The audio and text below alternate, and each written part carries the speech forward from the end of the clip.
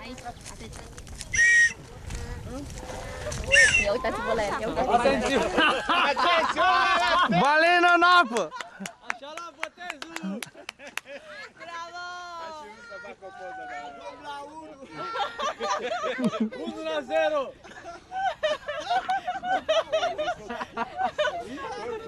Mariu, că nu te mai doare capul!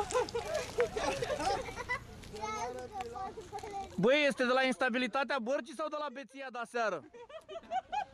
De la peția instabilă de seară, băi. Da.